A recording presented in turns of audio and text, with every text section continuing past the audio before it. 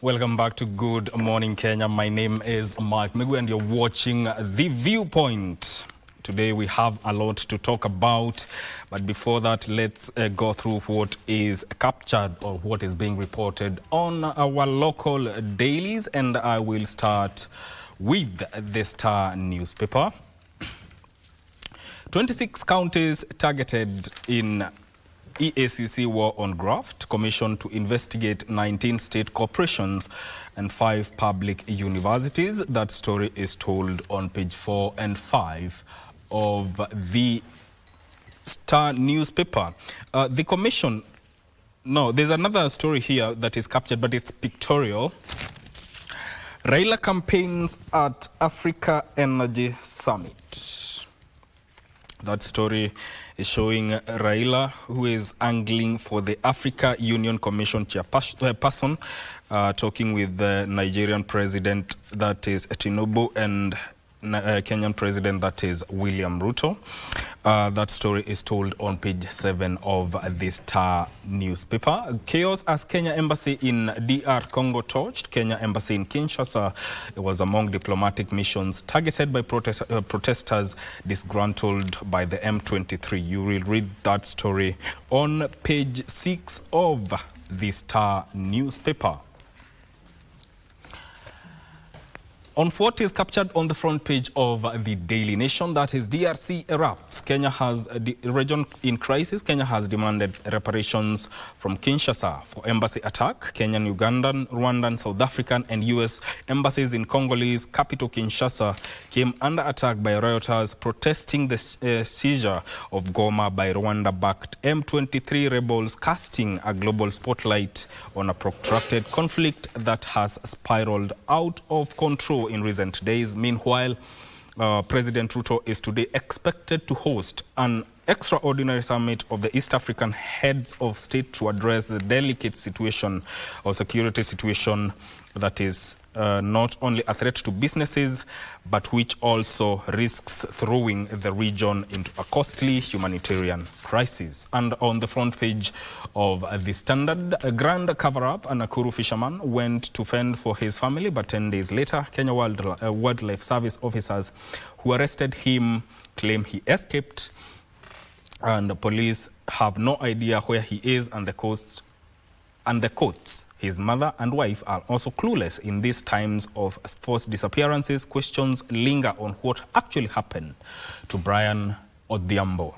That is what is captured on the front page of our local dailies. Already in studio, I have Bwana Wilson Sosion, who is a former nominated MP. Welcome to the program. Yeah, good morning, our viewers, wherever you are. And also Daniel Orogo, who is a politics and governance expert. Karibu sana. Good morning. How are you doing this morning? Great, thank you for the invitation. Karibu sana, karibu sana. Let me start with you, Bwana Orogo. There are 26 counties that are targeted in EACC war on graft. 26 counties, that's more than half of the counties that we have in this country. What do you think of that first? I think for a long time, I think the war on graft had been one mention to be focusing on the key national institutions and the key personalities. But for a long time, I think we had been advocating that could we also look at how, in one way or the other, we could have devolved grafts to the counties. Just as the transition from the transition authority, the Constitutional Transition Authority was, preferring certain responsibilities at the national government and the rest that are devolved. I think there was a semblance that power, responsibilities, resources devolved definitely might have landed into the hands of people who do not appreciate the provisions of Chapter 6 of the Constitution, and that in the management of those particular resources, there seems to be a semblance of corruption. And one thing that I keep on urging is that we haven't really reconciled by the fact that the definition of corruption, what is really is. I think I keep on advocating for this in various platforms. How then, what is it? because we had associating with, economic crimes in certain aspects of nepotism. So definitely, in not only Kenya, I think the definition, the lack of that definition, what exactly is this ghost call? Because we prefer to it as a ghost, as a national scourge, and therefore that needs to be declared and a disaster. So I think that is really a good move. There needs to be a lot of asset recovery in the counties. You've seen the former county governor for Samburu has had various cases. Previous governors, governor of Nairobi previously, a number, Migori, are still having a lot of cases that are still pending, awaiting completion. And yet, there's no issue about recovery of those particular assets. So I think it's quite important that now, I agree with the office, and I agree with those who are responsible, that the guns are trailed towards the right direction as well. That there needs to be a lot of pilferage in the county governments, and that really needs to be the focus of the country moving forward. One of the things that you also need to look at is the higher institutions of higher learning. You've had a lot of cases, a lot of hiring that are being done against the provisions of the law. So I think it's quite important to trail your guns in other institutions, but it is a direction, good direction. Is a good step. It's a good step. No, I want to get your sentiments, Mheshimiwa Sosion, on this. And also, Orogo raises a very pertinent question in terms of defining corruption. What is the definition of corruption? Because sometimes people think corruption is only when it comes to misuse or mismanagement of public funds. Corruption is not just stealing of public funds. It is also misuse and abuse of office.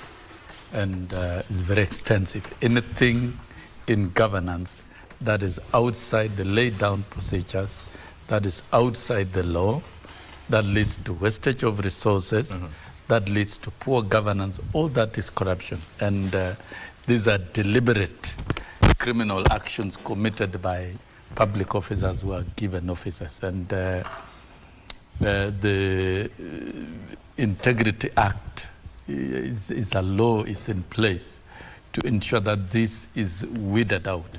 But of course, many years down the line, and it has been said our economy is very resilient. It has been able to withstand over 60 years of vicious corruption activities and actions.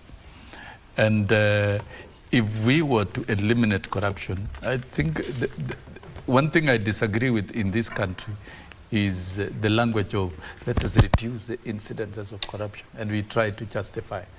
In some countries, even in the US, there is corruption.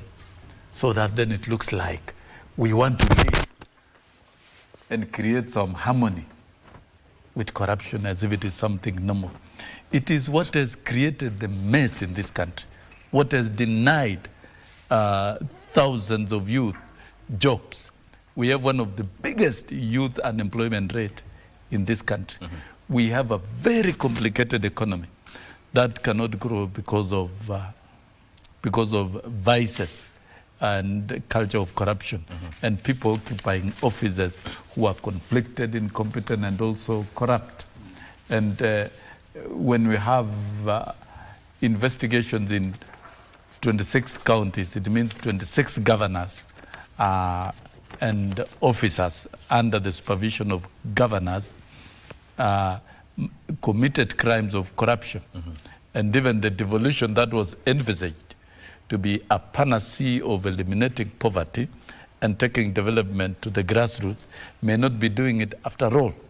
We could be losing lots of resources and getting things done wrongly at that level. I think I'll borrow what the Prime Minister of Singapore said, keep the system clean. Keep it clean. But and then again, how do we keep it clean? To keep it clean, get any corrupt officer out. In fact, the legal minds here, I think it is time we classify corruption as one of the most serious crimes that should be punished as a country. It must be punished. Countries that have succeeded have punished it. You go to a country like Malaysia and you commit corruption-related cases, you are hanged. You are committed to death. You go to China and those countries, you can't practice corruption. You do it, by 3 p.m. you have been prosecuted and you have been sentenced to death. But here in Kenya, you are committed and you commit a crime, then you are suspended from office, then you go and manipulate systems and get back to the same office after a while. I think as a country, I don't think even EACC, the way it is structured, really has lived up to the expectation of Kenyans to get rid of corruption. I think it is an institution that has been interfered with so that it can promote harmony of corruption with governance, because we want to live with corruption. It is a choice as a country. If we want to live with it, we will continue having these problems. An economy that cannot progress, and youth unemployment and poverty. The end product of corruption is poverty for everyone. Okay. But if we eliminate it, it's prosperity for all. All right. And equality for all. So we have a choice, and I want to look at it from the revolutionary point of view. If you really need to change the country, then take a deliberate revolutionary step and combat corruption in the most criminal and vicious nature. And nobody should be exempted, whether they are lawyers, whether they are experts, whether they are who. If you are a criminal, you are a criminal. All right. All right. Let me also say we are also joined by Wakili Peter Wasaga, who is an advocate of the High Court, and also Wakili George Kithi, an advocate of the High Court. Welcome, gentlemen, and thank you for making time. Let me start with you, Wasaga. 26 counties being targeted by the EACC in matters corruption. Corruption, we have talked about corruption year in, year out. But question is, have we been deliberate in dealing with this menace? Thank you so much for having me in this show. It's very cold out here. But we are grateful that we can breathe. Yes. Corruption, legislating corruption would not be any cure, because already we have very many legislations that tackle the menace of corruption. Starting from the Constitution, there is a whole chapter in the Constitution that deals with integrity. And talking about integrity is just basically zero tolerance to corruption. We have to go to the basic tenets and the anatomy of this country and look at and ask very serious questions. What is the vision? What is the mission of this country? One which is very clear is that we need a just country, a country that adheres to the rules of law, a country that respects the people, and that I mean real respect. When you respect the people, one, you will deliver on your development agenda.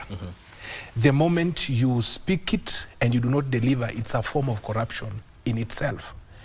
There is also budgeted corruption, where it cannot be seen, but it's there because it's budgeted in most of the government expenditures. You'll see it's captured. And it's very eminent in tendering processes, where what is very eminent that can cost this is outrageously ballooned to cover certain individuals. And that notwithstanding, there are so many corruption allegations that we have had in the past, starting from the national government, going to the counties, going to government departments. I saw the departments that were enlisted, one of which corruption is very rampant, is the KRA itself.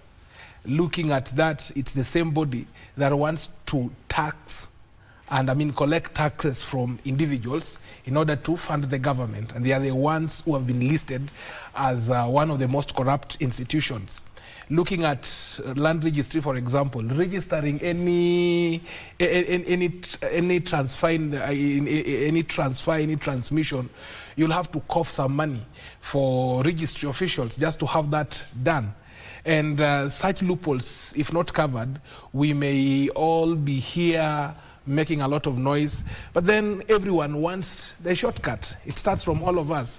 Because assuming that this morning you are coming here, or Honorable Sosion was coming to this show, and is driving on the wrong side, and he meets a police officer, and that police officer asks him to give him 1,000, and of course he's coming for this show and maybe catching up a flight or any other important engagement. I wonder if a Kenyan, I'm just using Mheshimiwa for example, or my brother Kithi, I wonder if he would resist that temptation of giving out 1,000 or going to court. So we have normalized corruption, and it's like the safest way out of a problem. And when this continues, it escalates to the national level, it escalates to the presidency, it escalates to the parliament, and it escalates even to the counties. Now, looking at it, how can we tackle this? Number one, let's take, for example, if parliament can exercise its oversight role without any compromise, that will be, just at looking at Article 95 of the Constitution, that will be a plus in itself. Why? Because there are so many budgeted corruptions which are very eminent, but since the government and a government department or a body wants to initiate that program, notwithstanding any hues and cries, the parliament in itself will be boxed in, and when they are boxed in, they'll pass that law notwithstanding any hues and cries. Looking at the finance bill, for example, 2023-2024, and what led us to the Gen Z protest that actually brought a paradigm shift in this country. Looking at that as well, the presidency, right now, everyone is fighting for survival. You've seen and you've heard. Sometimes positions are not handed with meritocracy. It's about awarding cronies, relatives, and people who are very close to you. And that is why those who get positions, they strive so hard to steal, because some of them did not merit. You had Migwi. The other time we've had stories, though some of them are not confirmed, of TSC letters being dished to members of parliaments to give it to their cronies without, and there are others who have actually merited to earn those positions or to get employed, but they are not getting that. It's because of corruption. So getting down to what should be done, it's very simple. Let us change our ethos. You cannot legislate on corruption. It has been legislated over and over again. Changing our ethos. Now, Wakili Kithi, of course, the framework is there, but is it strong enough to deter, not to deal with or deter corruption cases? No. And corruption is not ending in this country anytime soon. It's not. You see, crime is a creature of society. And it's in twofold. One is the society itself practices the crime so that then at mischief we legislate against it. Number two is, unless we say a crime is a crime, it doesn't become a crime. Yeah. And we say corruption is a crime because there's a law that says it is a crime. Otherwise, it's nothing near a crime. For instance, a practice at a certain organization of government where an officer takes money for purpose of facilitating a job opportunity to someone, that's criminal, and it's corruption. But the same act in the private sector is not anywhere in the act, in the law, because it's private. So the same act being practiced privately is criminal. The same act practiced with an officer of government is criminal, whereas in private it's not criminal. Now, you can see therefore that the practitioners of crime in the private sector are the same ones that would then, at an opportunity, practice it within the officialdom and circles of government. So why is it that taking a bribe to facilitate someone who wants to be an askari in a private guards company, why isn't that corruption? Why is it that it's until a police officer is being employed and somebody takes a break, then that's corruption? So what is happening in the private sector is also happening with government. And yet in the private sector, it's not corruption, while in government, it's corruption.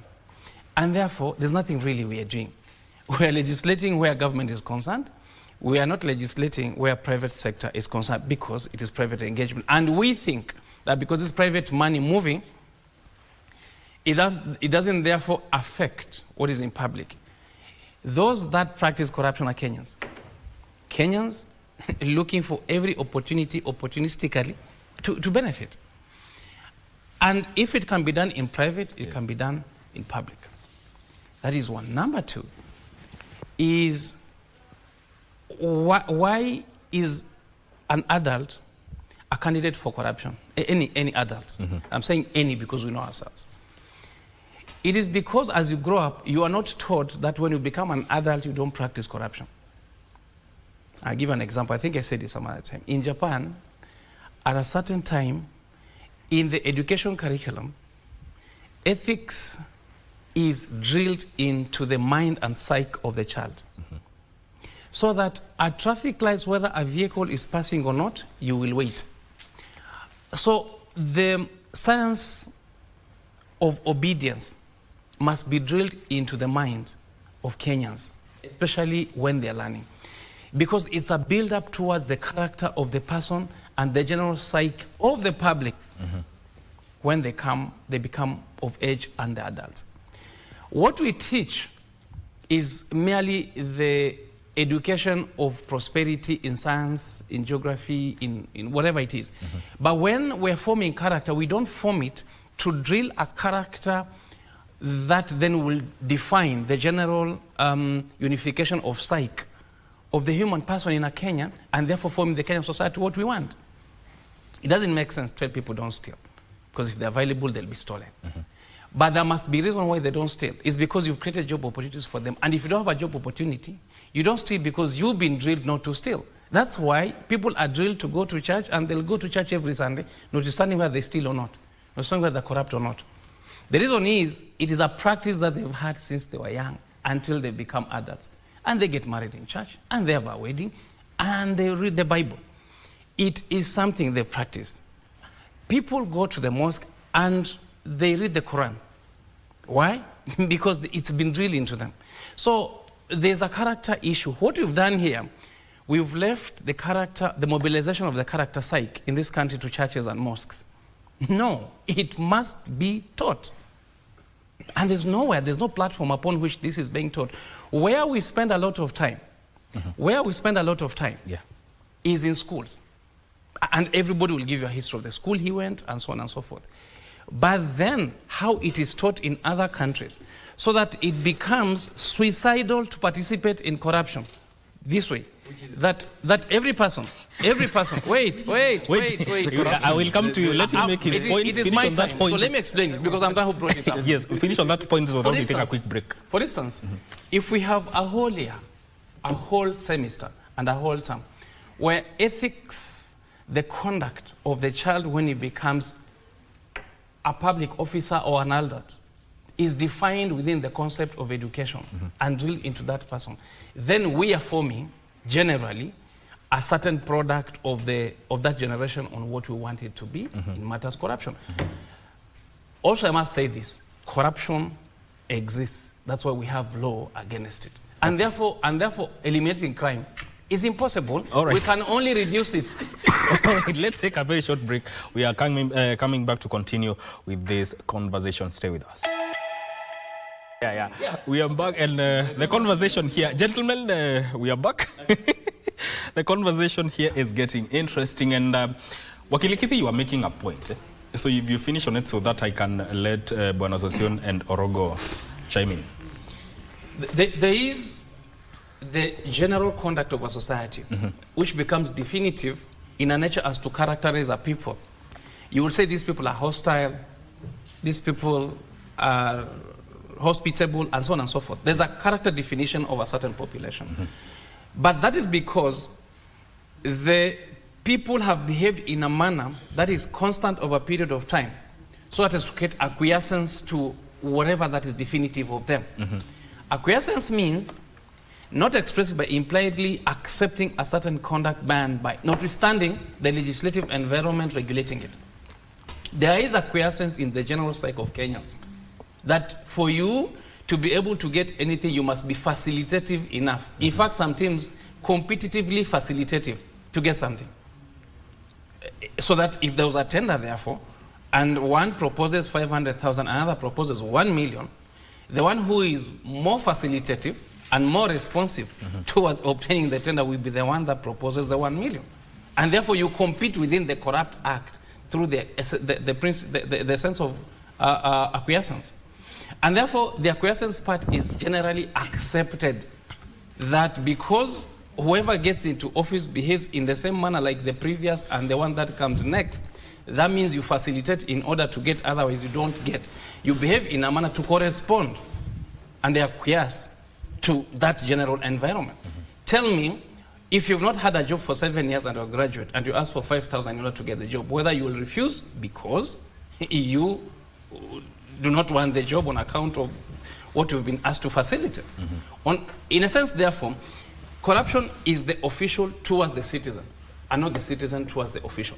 It starts with an environment that is restrictive to obtaining services by the public, that corruption thrives, and not the other way. Yes, it takes two to tango, so there must be a giver, but the victim here is the giver, and the one who demands is the principle in that equilibrium of corruption.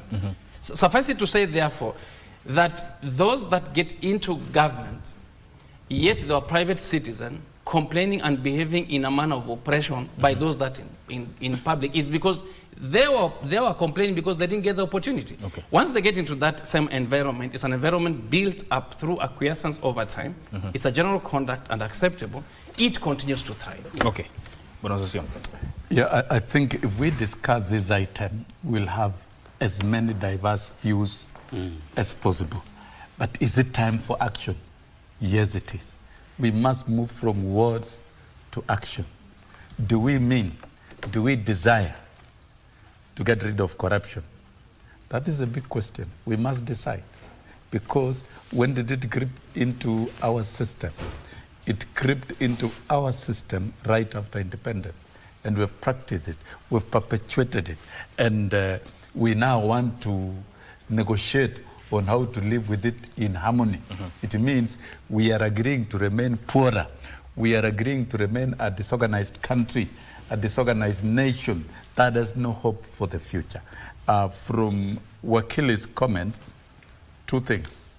One, we want to fight corruption in public and ignore the private.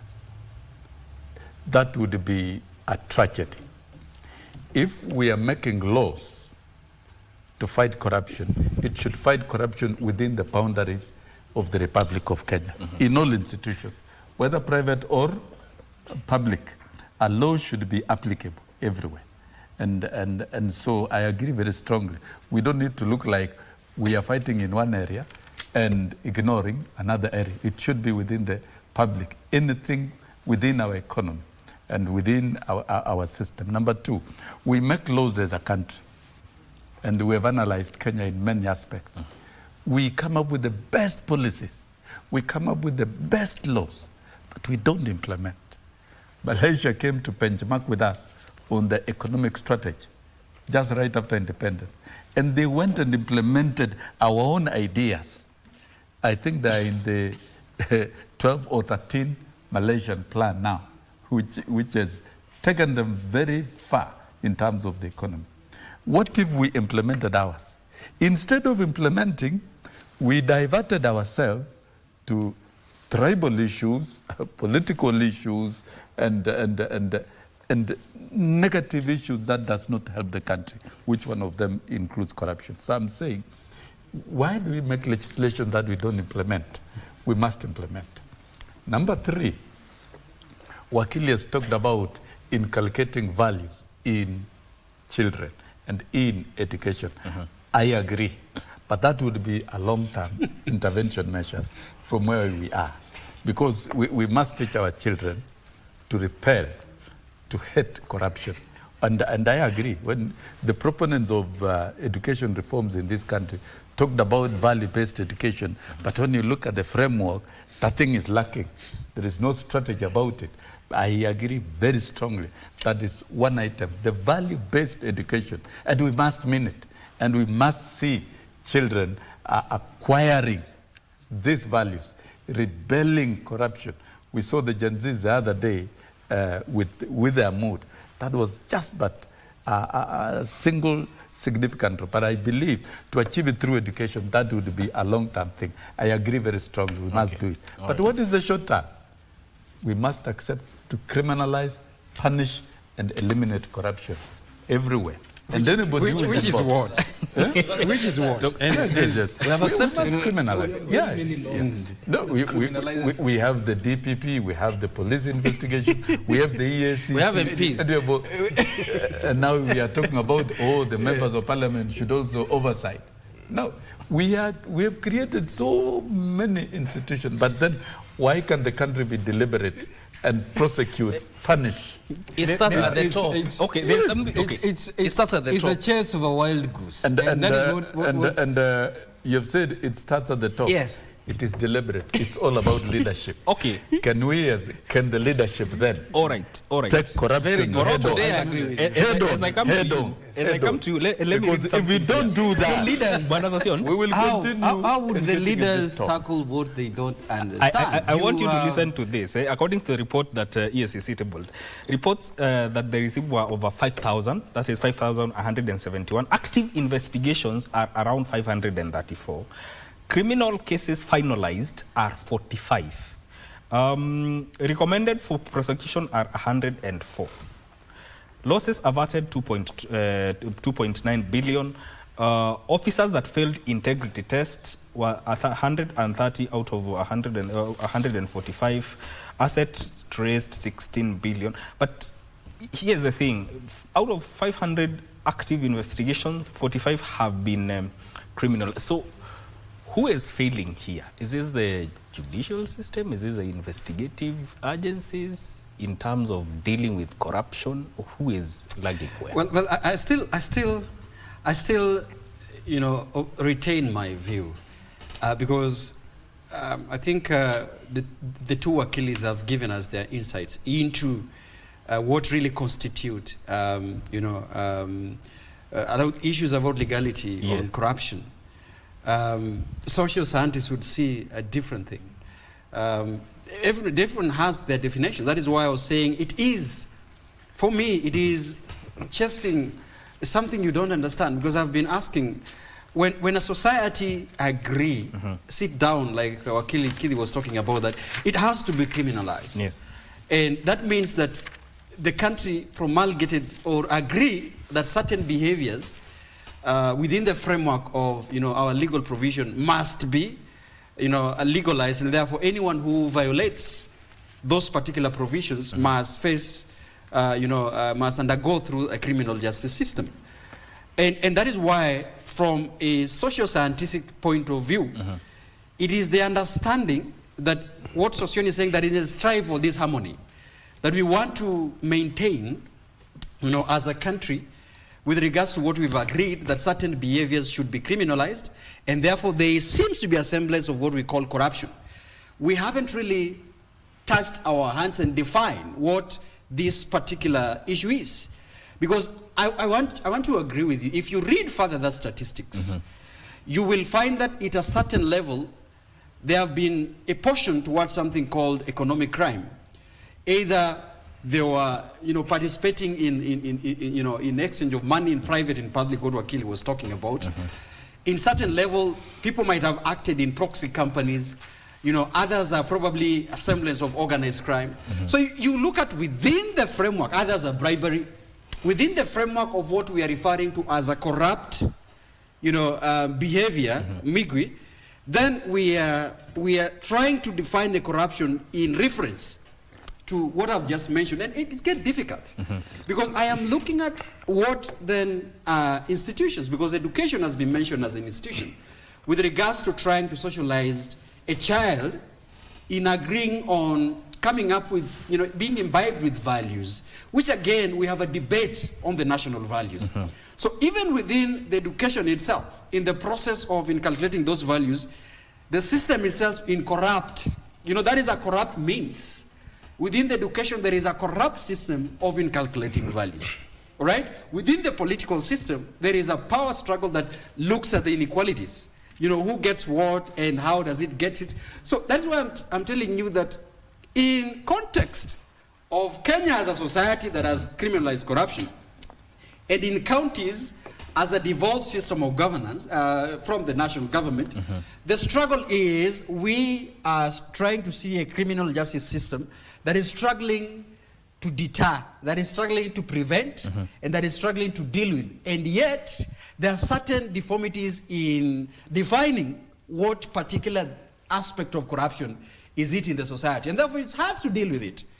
It is hard to deal with it. And that's why I agree with what Wakili has said, that you will see crime probably still being mentioned as corruption being part of that crime, because yet we are struggling to define what it is. We are struggling to deal with this. We are struggling, is a power issue, is a legal issue, is a legislative issue, and a country has not really sat down to agree on how to deal with corruption. Finally, on this matter, I want to close with you on this matter, Wakili Wasaga. Would giving the EACC prosecutorial powers help in any way? Thank you. I'll answer that question and the previous question you asked. That how then do we approach the menace of corruption? Yeah. One, it must be a multi-sectoral approach, starting with the bodies that have been mandated to either investigate, prosecute, and even legislate. When it comes to legislation, we have very many laws, which we all agree. And I agree with my senior Wakili that there is no punishment without a law, and there is no crime without a law. So with all this, we also must look at it vis-a-vis the Constitution. And what does the Constitution say? That everyone is presumed to be innocent until proven guilty. The rules of natural justice dictates that before you are condemned, before you are hanged, you must be taken through the entire trial process, and you are either found innocent or guilty based on the evidence. So if we have one sector or one player or one actor in the fight of corruption lagging behind or sleeping on the job, then definitely you can never reach the canon when it comes to fighting corruption.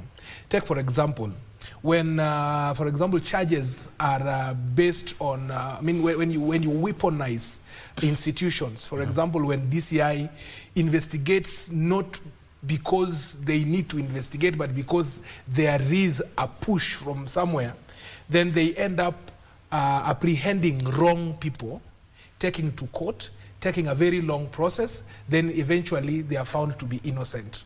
And then the guilty are left. Number two, when they go after the guilty and they do not do a good work, the entire process will go through, and then at the long run, you will find out that these guys are innocent and they are let free. Why do we say this? When it comes to prosecution, we prosecute on evidence. We prosecute on the materials that you present before the court. It's not enough to just say that someone is corrupt. You must produce those witnesses. And assuming that it's a corruption case and there are 100 witnesses, number one, corruption fights back. There is a likelihood that these corrupt individuals can easily compromise the witnesses, or they can easily compromise the system. So if the systems are not in themselves very clear in terms of fighting corruption, then it's a wild chase that can never come to a fruition. So that is number one. Number two, we must also look at the punishment. And why do we punish in law? One, we punish to deter. When we find you to be guilty of an offense, then the punishment meted on you should be able to, in itself, deter others from stealing. But when you are stealing and you are found to be guilty, and then after that you are told to maybe return the assets and you get into a sort of agreement, you are not punished, and some of those assets perhaps that you return are not even commensurate to what you stole, excuse me, then it means that the next time any other person can steal and they can still go through the same process. Number two, we pass sentences to change people. Apart from just changing people, we also pass sentence to punish. So if we can look at those aspects of punishment, deterrence, by actually ensuring that those who are found to be culpable of corruption are actually punished severely. The other thing that you must also appreciate, and that will not be understood by so many people, that the criminal justice system is very long and tiresome. One, because you prosecute corruption, then they also have the avenue of appealing these cases. So perhaps you take 1 year to prosecute, or even 2 years to prosecute a case, and this guy is still innocent until proven guilty. Then a verdict is passed that he's guilty. Then he appeals to a higher court. If if it's a magistrate court, he goes to the high court. It takes another 2 years. This gentleman or this lady, Mheshimiwa, can easily go and run for a seat. He wins. We've seen it. Very many politicians have done that. They win it. Then after that, they go to the Court of Appeal. Then they go to the High Court. By the time you are done with that case, they shall have served their terms. Take, for example, the governors who are impeached because of gross misconduct or corruption.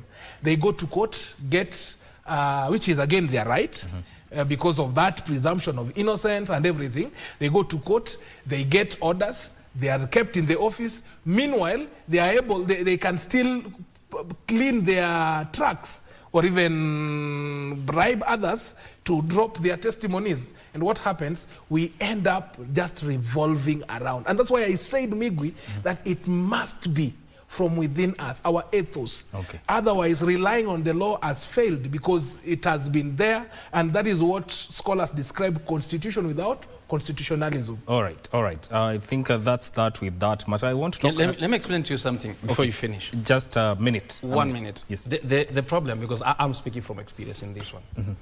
We prosecute these cases. In the course, we defend them. There's a problem with intelligence gathering vis-a-vis prosecution. You know, when I watch you 4 times, 5 times, 8 times, 20 times, I'll get the intelligence about you. Converting that intelligence into evidence is the problem that we have. We have people in this country employed to collect intelligence.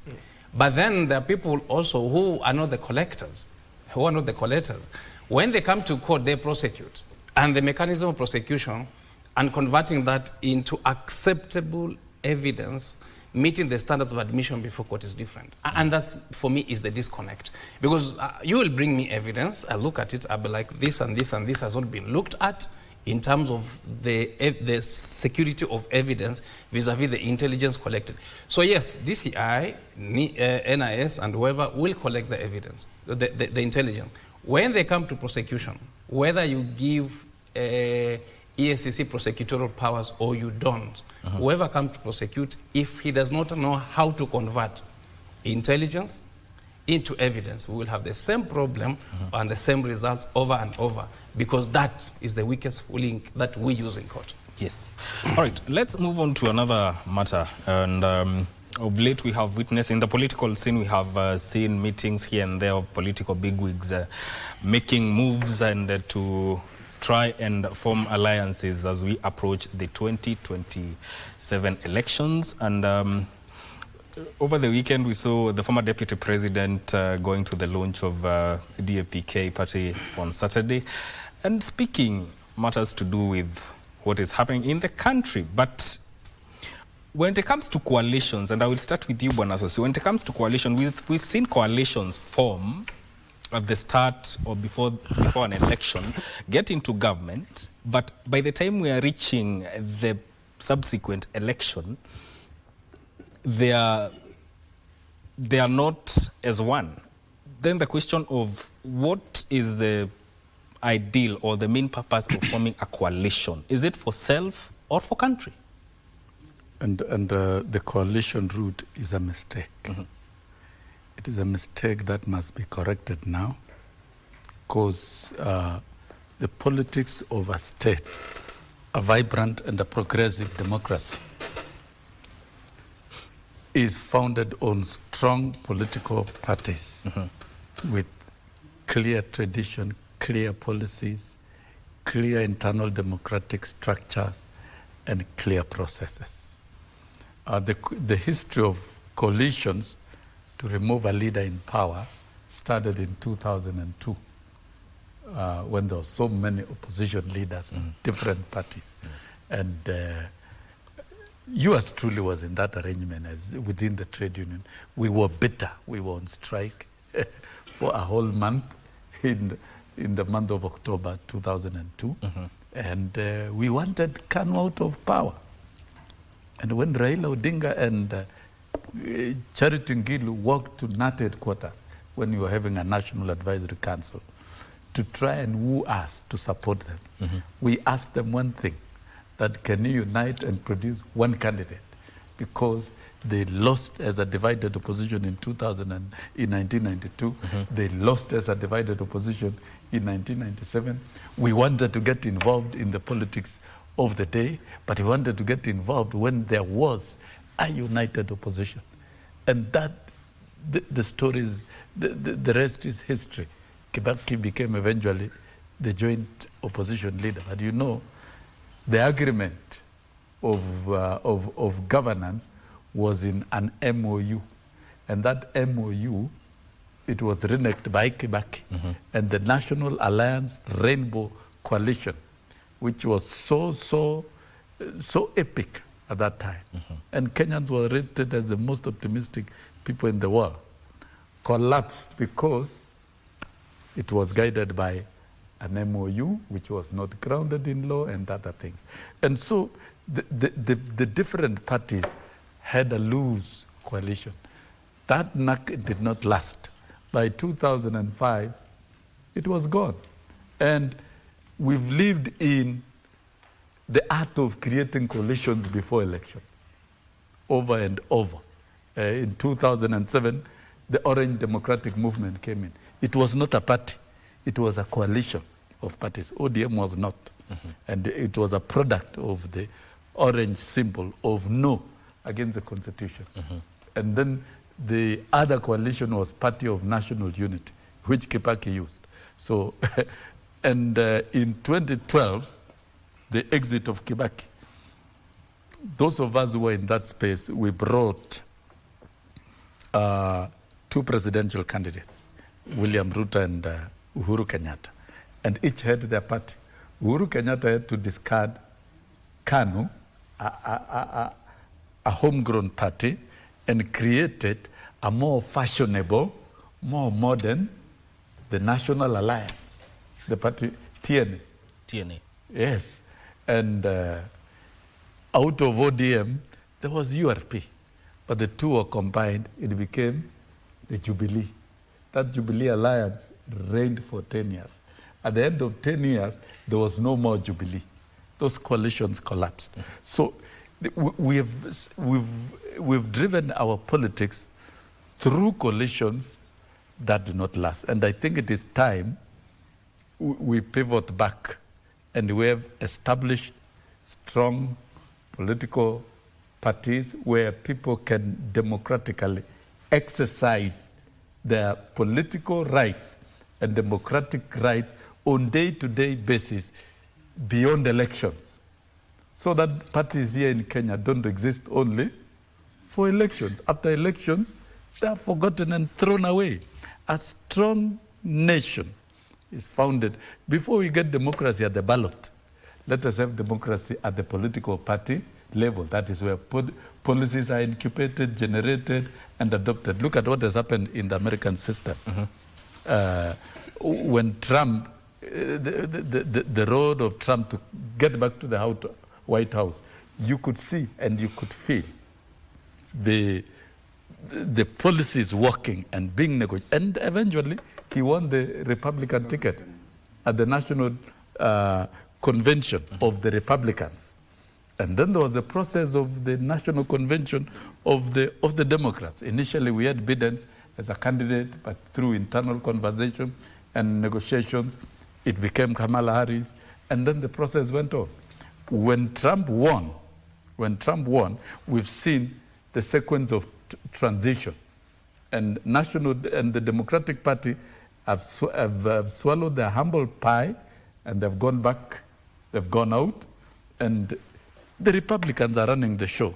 But we know the Democrats are planning for the next 4 years, not through a coalition, but through Democratic Party. And those who believe in the policy of the Democrats and the policy of the Democratic Party, they were not created yesterday or the other day. It has lived through the years. The same case with the Republicans, who are conservatives, Democrats, liberal, and those are two worlds apart. Then the rest are ingrained within it. So I think as a country, this probably is what we need going into the future, and it will reach a time that coalitions will not work. Okay. The power of the people will work. All right. And the merit of individuals will also carry the day. That is what happened in 2002. Let's take a breather. Let's take a breather. Because the incumbent and the rest of the coalition within NASA did all what they could and tried to play the trump card of the coalition and using the power of the state. But the people overturned it at the ballot. All right. And elected William Ruto. All right, let's take a short break. We continue with this conversation in just a bit. Welcome back to this live broadcast. We are talking about the idea of coalitions. And Orogo, I asked Bwana Sosion a question about the purpose of forming a coalition. Now that people are window shopping for coalition... Did he answer that? No, he didn't. He didn't. First of all, he didn't answer that. But I want to get your sentiment on this. But and also the idea that so far since the multipartyism since 1992, we've not had a strong enough party to form government without doing or having a coalition. Where did we go? Well, I think we were just talking off air, and we were deliberating whether the ideals of living by the ideals of our democracy as a country, because Wakili was asking, do we really need to adopt democracy as a system of governance? And yes, because we agreed to have it. We had in our constitution the tenets of democracy means that we have a multi-party political system where everyone has a right to, form, given the political rights enshrined again in our constitution that we agree as a country to adopt. Honorable Sosion has given an account of where we came from with coalitions and parties post-independent. The only thing I think is not mentioned is that the founding fathers of our nation, the founding fathers and those who help us were in the helm of leadership after independence, also struggled with whether to adopt one-party state or a different party state. And I think at one level, Jomo Kenyatta banned multi-political party system and adopted KANU.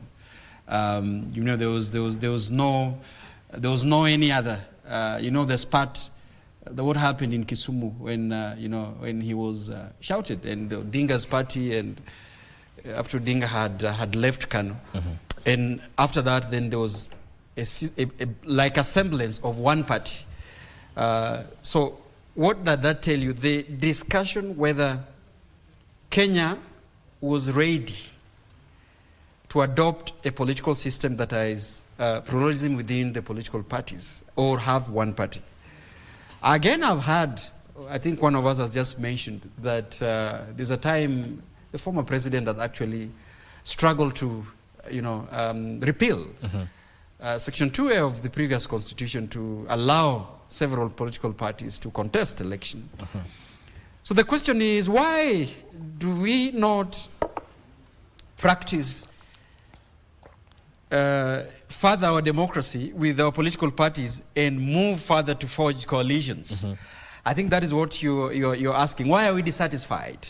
Why is multi-party system not working? Exactly. That people have to, move further and look for friends. Now it's like shopping for friends here and there.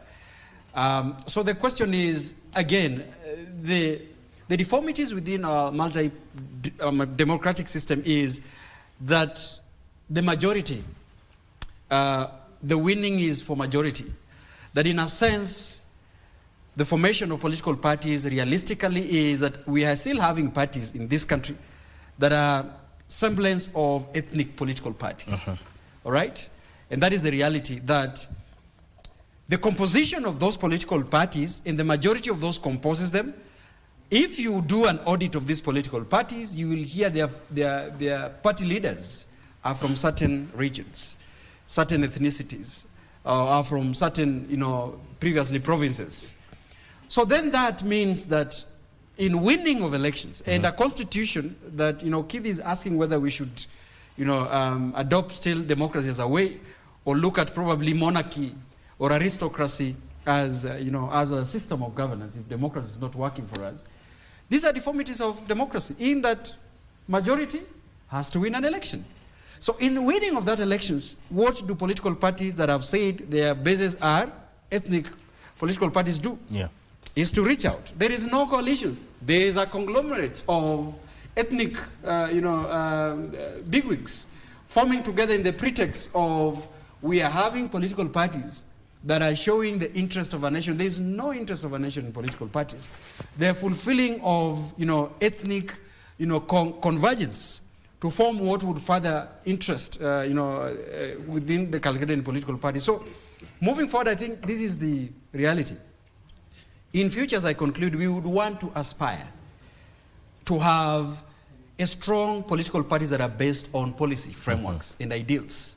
And that's why you are mentioning Democrats versus Republicans. In the US, which there's still a problem, because now you look at the Western media are portraying Republicans, calling it Trump Republican Party.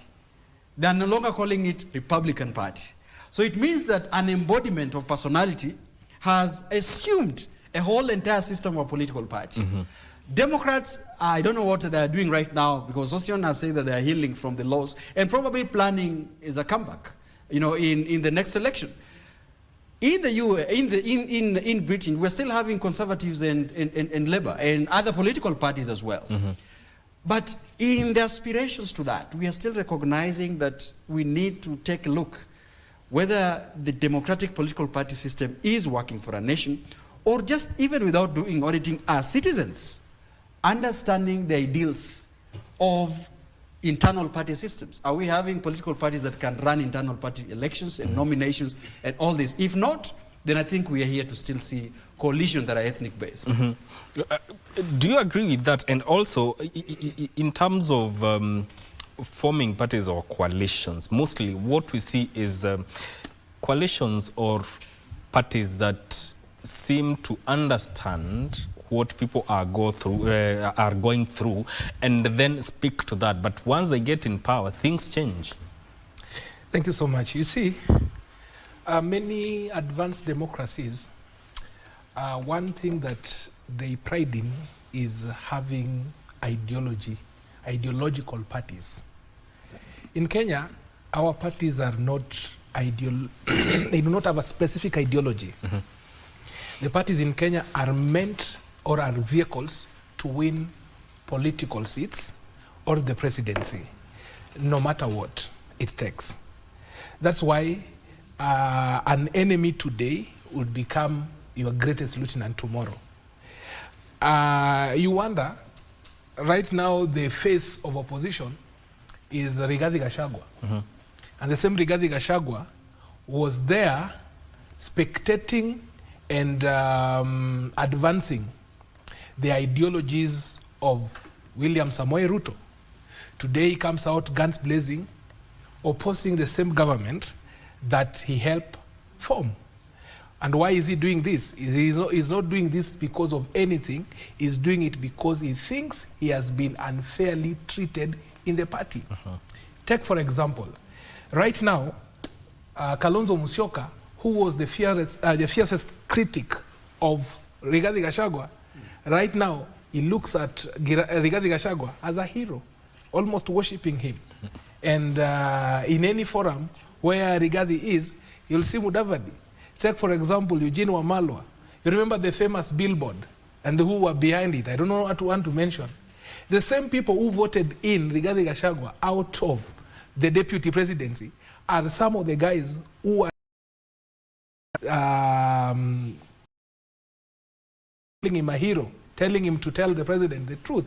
That tells you that we still miss it. Any coalition without the people is as done in its beginning. Why? Because every party should have a strategic plan. What do we want to achieve in terms of the vision, in terms of the developments? Then you come up with an organogram. Who can handle what? When we come, for example, the bottom-up economy, which was an ideology that was brought up by William Samoei Ruto, it's a bottom-up economy. Who can handle what ministry, who can handle what department, so that when the government is formed, you are able to get these individuals to deliver on that.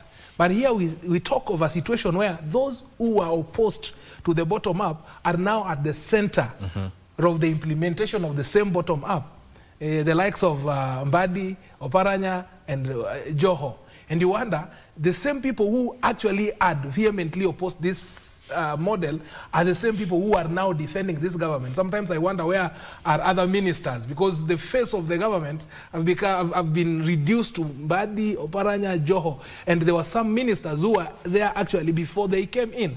So that tells you these coalitions are basically taking us back to the fears that we have always had as electorates.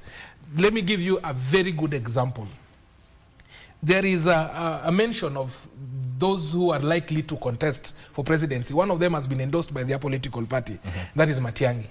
Looking at Matiang'i and his track record, there are those that he perfectly did well, but he is one individual who is guilty of human rights, gross human rights violation. During his time, you saw how protesters were dealt with. In fact, calling Matiang'i in itself was a scare to very many of us, especially those who come from Nyanza. During post-election demonstrations, we have so many. In fact, if you told me, and this is just my personal opinion, if you told me you want to replace William Ruto and you call him a tyrant, an individual who does not respect the rule of law, and then you want to replace him with Matiang'i, then I just look at you with a lot of sympathy. And that is where we all are so much excited about bringing in individuals just for purposes of winning elections. Look at Rigathi Gachagua, for example. And right now the entire mountain agrees with Rigathi Gachagua. They agree that Rigathi Gachagua is their spokesperson. Just the other day, they were saying Uhuru Kenyatta is the undisputed spokesperson. But there was a slight handshake between William Ruto and Rigathi Gachagua. It just became now Rigathi Gachagua. It's very important to note, Migwi, that everyone wants to be in government. And that is the truth here. Everyone wants to be in government. It's not about ideology. It's not about what they will deliver. They just want to be in parliament and become whoever they want to be. And that can never cure any problems that we face as a country. We will form those coalitions. Just the last thing, in not NASA, Azimio, there were so many principles, and I was wondering how these principles will, because there were so many principles everywhere. There was Eugene Wamalwa principle, there was Natembeya, there was Ali Roba, so many principles who had come together to form the coalition. And eventually what happened?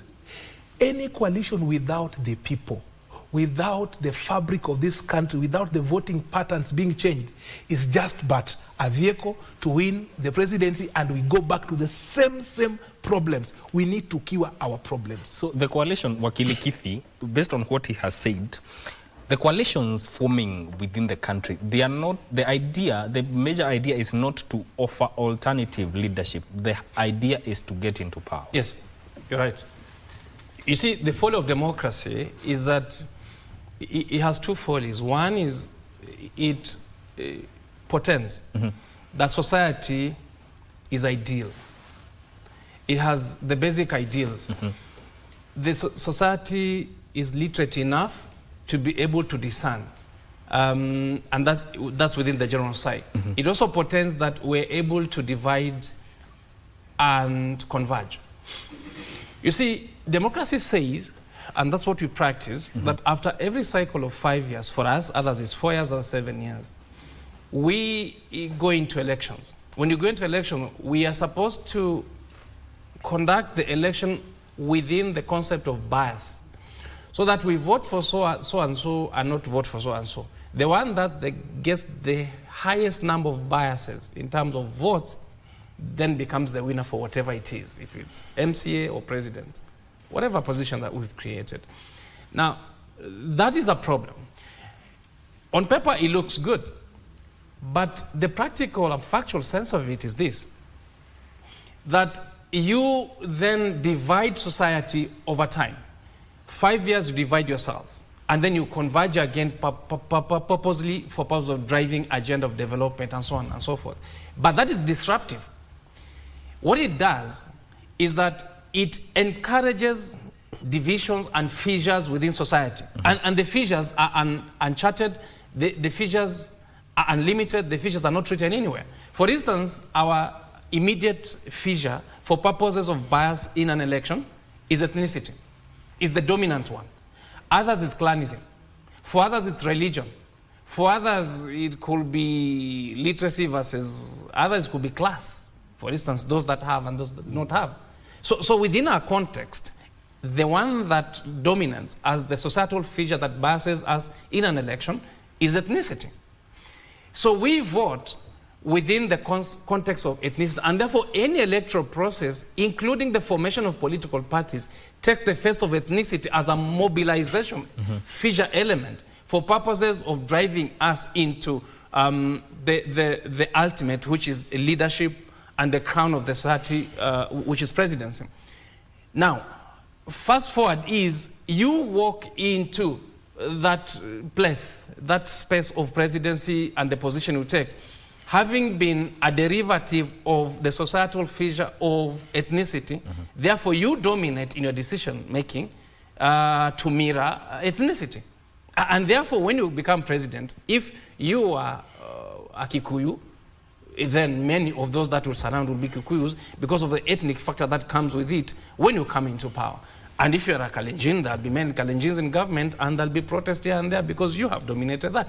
And that continues more and more, and that becomes the folly of democracy. The second folly of democracy is that decision-making process is not through a vote system, but through a majoritarian process. So when we put people, because there was a majoritarian element into it, there were many and they were put there, it means they continue to dominate, to conquer and dominate over society for a period prescribed such as 5 years.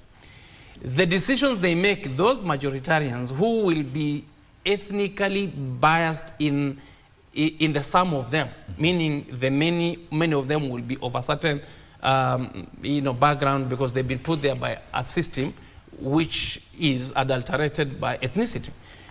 Eventually, therefore, you see the ethnic biases forming within the context of decision-making in society and in running the government. Fast forward, therefore, the folly of democracy is that it cannot unite society. It, in fact, encourages division. And whatever is dominant, such as ethnicity, continues to the principle upon which decisions are making. So, why then coalitions? And I'm coming to that, as you asked.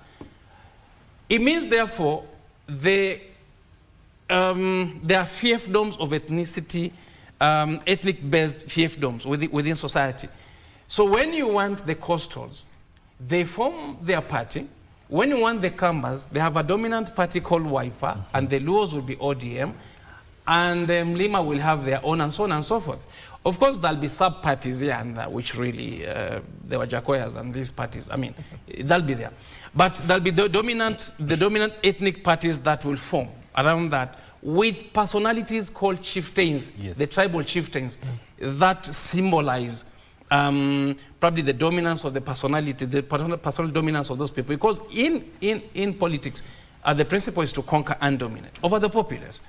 So when you want to form government, and the process is majoritarian, you pick this party from the coast, from Nyanza, from Western, and put together a movement that will have the numbers so that you gain the majority. Eventually, therefore, you win. And therefore, it's a temporary solution to a permanent problem. The temporary solution being bringing many people together within the ethnic formations so that then you have a coalition towards forming, towards gaining the majority of votes, or majority of biases, I've called them, in called votes otherwise. Then you form government. When you do that, you form ethnic groups having been put together. So eventually you've not united the country. You have simply brought yourself into the space of presidency using ethnic formation. What happens? Then you make decisions. Fast forward, because it is now you've been propelled and you live within that space. You make ethnic-based decisions. Yes. And let me tell you something. Okay. Those ethnic groups come there with interests, expectation. Yes. And please don't move me there. Let me say what exactly happens. Okay. We were in a party called Pamoja African Alliance. Yes. And when we went to Azimio first, there were ethnic groups there with political parties, ethnic groups with political parties. And we said KPA is from the coast. We want our interests safeguarded. Land issue at the coast. And then what do we get in government? You get this, you get this, you get this, appears and whatever. Then you move there and you run to Kenya Kwanza and you listen. And you say you will get a speaker. And then you weigh a speaker and this. So you say a speaker will be probably the second or third most powerful person. And you say this is what we want. And you run there and ethnically you sign a contract called a pre-election agreement. So it's all adulterated by ethnicity. Yes. We can call it whatever we want. So let me tell you, we were better off. We were better off. I'll speak for myself. I think we were better off before we became Kenyans. Yes, we are Kenyans because we were told to be Kenyans by some Muzungu somewhere, some geographical convenience. Okay. Otherwise, I think we did well managing ourselves ethnically than we are now when we are called Kenyans competing with other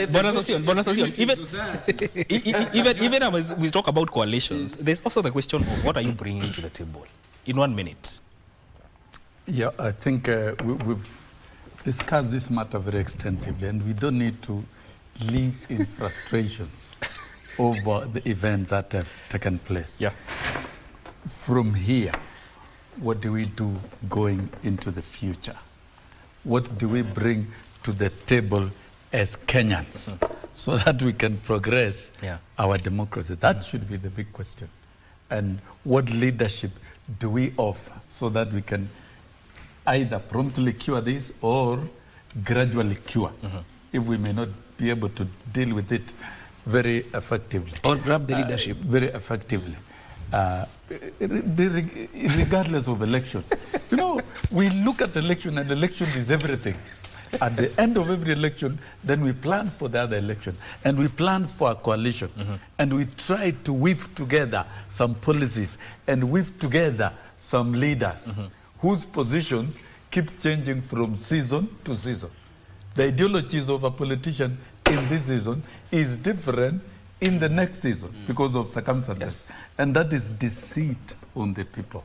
To me, if I take, for example, Kenya Kwanza administration and William Ruto and philosophy from the UDA, he was able to weave UDA within a very short time. It was the most national party. Please speak the truth. I'm speaking the truth. I'm speaking what I know. Okay. I'm speaking what I know. Yes, you're right. What you know, you know. What I know, you can dispute. You say yours.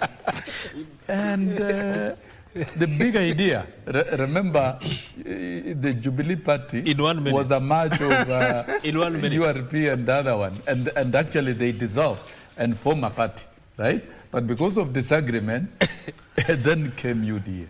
now we have the Kenya Kwanza coalition, and dominantly UDA is a bigger party. It is in power.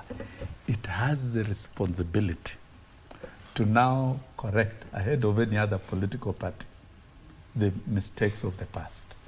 It has the responsibility to negotiate with the affiliate parties. ANC have dissolved and merged with UDA, structurally and in many ways. PA is a big beneficiary, and several others. It is possible to engage in this process of negotiation because the law allows. It is like in the trade union aspect. There is also splinterism and amalgamation, and it is allowed in law. Why do people amalgamate? They amalgamate because they want to get power, mainstream their issues for the good of the country. Others amalgamate because they want to get power. Can we now be able to get amalgamation of political parties and reconfiguration of policies, and also de-ethnicizing political parties, so that then we integrate the country? It is possible. We unite the country. It is a very hard sell. It is a hard sell, and those who are holding some political parties for briefcase reasons will find it very difficult to dissolve. Okay, I want to give you. This is our party for our ethnic.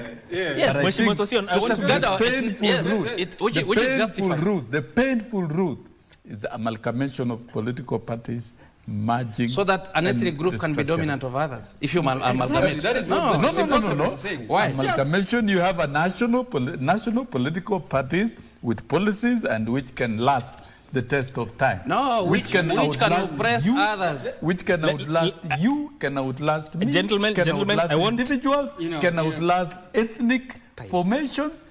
But they become national. I want to end this conversation here because we are running out of time, and give you each some time to give your submission. I was just concluding mine, because that's why. And I'll take that as your conclusion. Yes, it's my conclusion. That's why I said Sosion should speak the truth, because I knew where we were going with that. Okay, do the conclusion.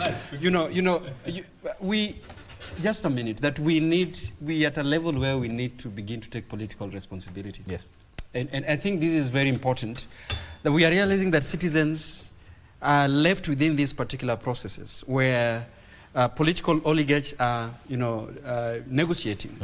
When Gachagua stood up and said that Amason Kingi did not negotiate for the entire community but himself, so what does the citizens do at that particular extent? And Wakili has just confirmed, the statement here about this political negotiation. That's what I'm saying is, where do we leave the citizens in their participation? Okay. I looked at the sentiments that came from what was it when Rigathi visited the office, DAP. That was the launch. DPK. The statements that he made cannot just be let that way, because I think a person who was the second most prominent person in the country wakes up and say that I was sent by the president to declare the issue of shares, and people clap and do acclamation, and then he gets away with it.